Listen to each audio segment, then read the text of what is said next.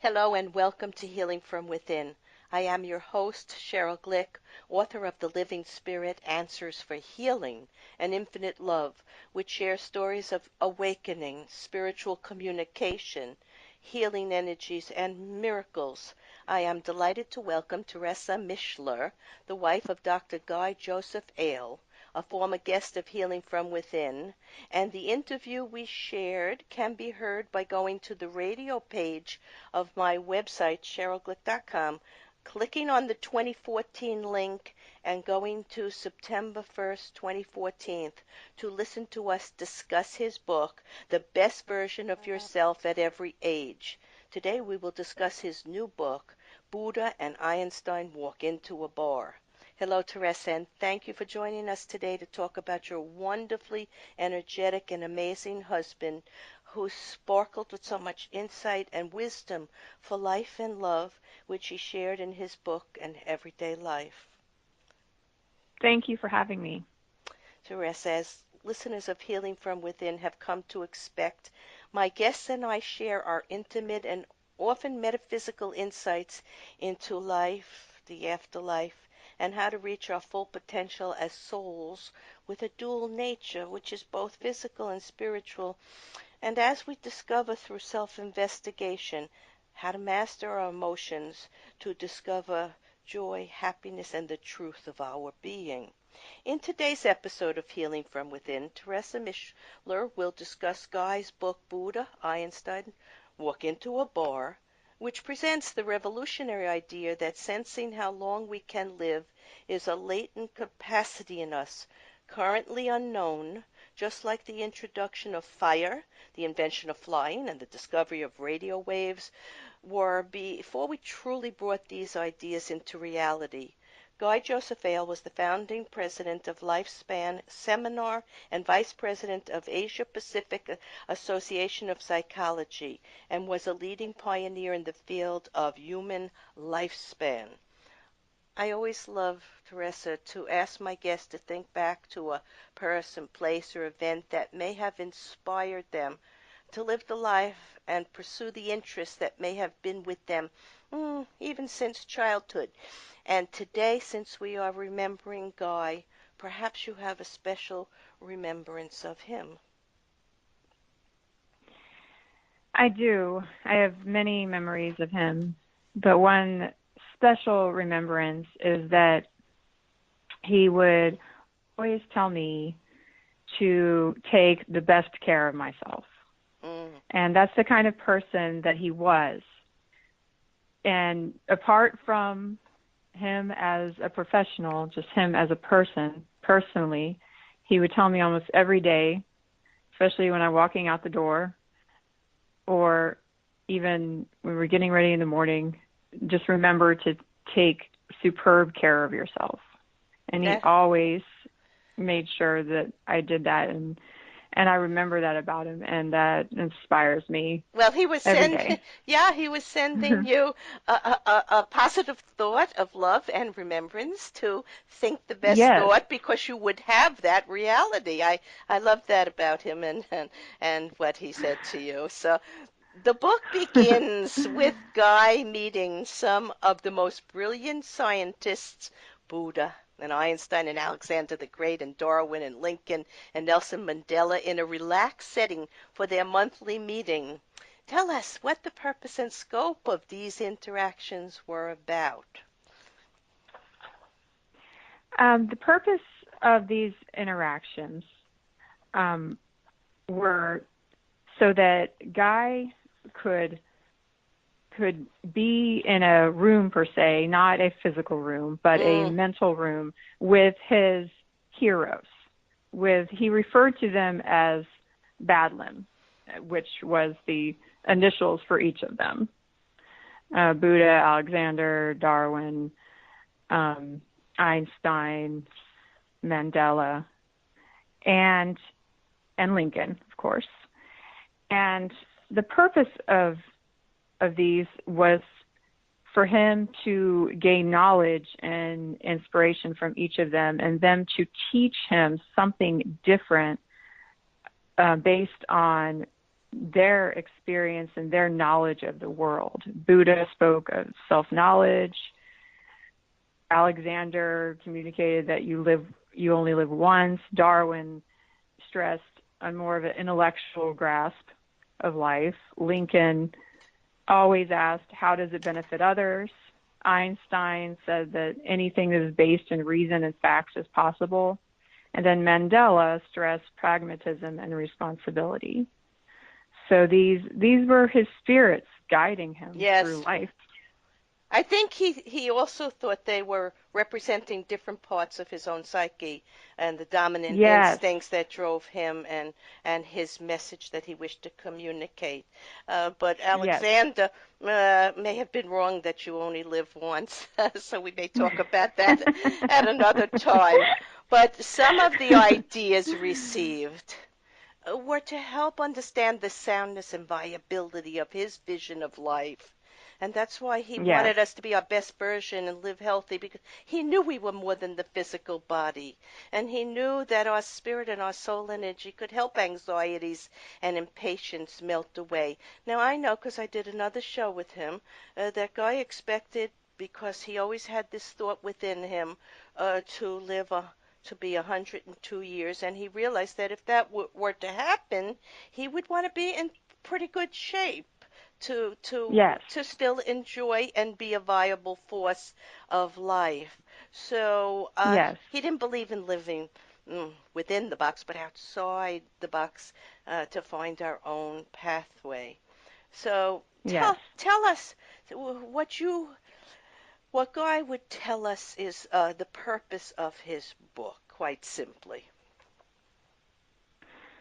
The purpose of his book, summed up into one sentence, is live your longest and healthiest life. But to describe that in length, as you mentioned, we have a latent capacity to sense how long we can live. But what he wanted to do through showing his personal background and then touching on scientific and spiritual foundation Mm-hmm.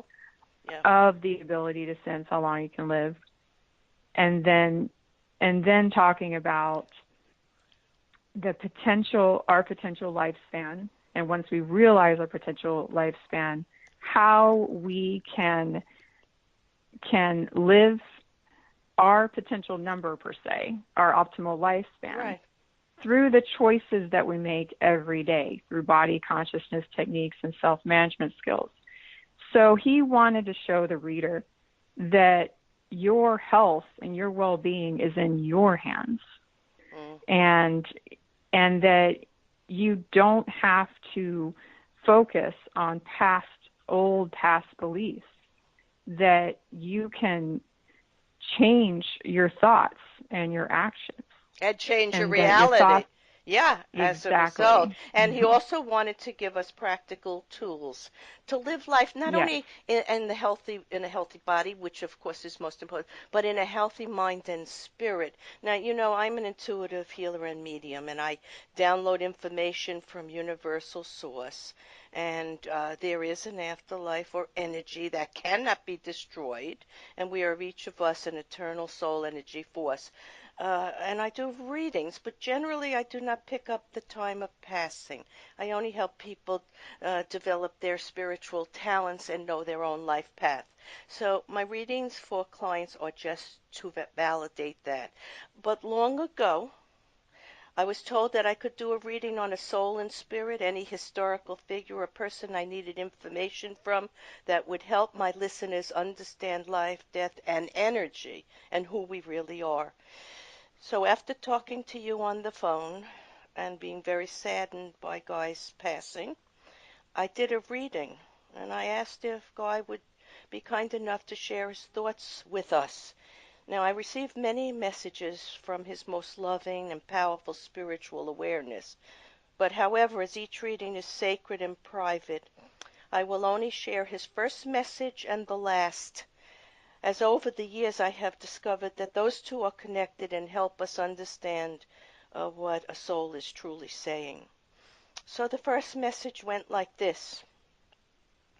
As the darkness closed my eyes to the end of this life, my heart opened fully to my new life, and it was like squiggling or squeezing out of a wetsuit or garment and ascending into the eternal light, peace, love, freedom.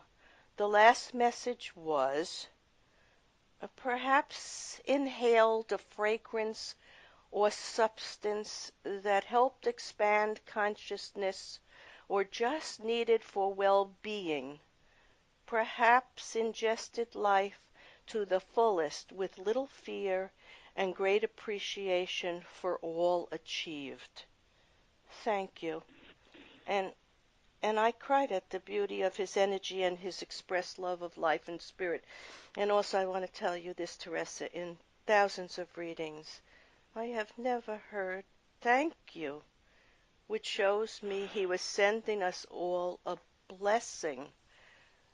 So intuitively I sense that perhaps Spirit does not share everything with us because they wish us to find it ourselves. I believe we are born with a time to come and a time to go. And I think, as I said to you before, had Guy known his actual age of passing, he may have done things differently and not left his wonderful research and books to help others do the best with their physical and their spiritual life.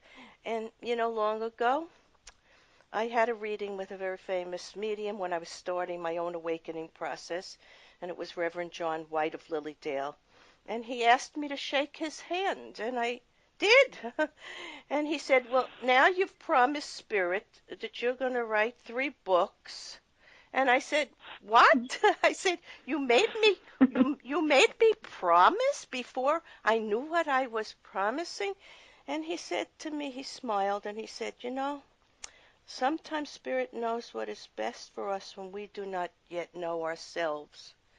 And so I Hmm. kind of think that's the beauty of just allowing things to unfold the way they must. Maybe sometimes Spirit plays a little joke to keep us vibrant and happy and not burden us with anything that we may not have to know yet, which is okay. It's okay with me. So let's go on to Guy believed many of us have an innate connection to a certain number, which may offer us through intuition an idea of how long we might live. But even if we do not know that number yet, an understanding of transcendence, consciousness, and self-healing can be integral to our best life. So tell us something of the latest breakthroughs in either cosmology, neuroplasticity, the superstring theory, or perhaps epigenetics, because he writes about all these wonderful things and he explains them so that we can truly understand the great expanse of what we need to know who we are as human and spiritual beings. So tell us something maybe about cosmology. Yes. Um, with cosmology, what he touches on is that research has shown, and just by looking at research and looking at humankind right now, we are the furthest advanced life form to evolve from forces unleashed at the Big Bang. Big Mm, Bang. The human brain itself, it's the most complex computational machine currently known to exist in the universe. The human mind is the primary known conveyor of consciousness in the cosmos. In other words, we are connected to the universe, mm-hmm. and we're made of stardust. And each of us, we carry in our genes the entire information of existence. So what this has to do with a perception of our duration is that knowing how long we could live, that's our next step in our future progress in evolution. And also knowing we're eternal beings that Yes. are of higher consciousness and that we have an energetic, how can I say it, my blueprint of our physical body that carries with it from this life all the experiences that we have gathered here, because that's what life is about, experiences and gathering and continuing to learn and have greater compassion and awareness.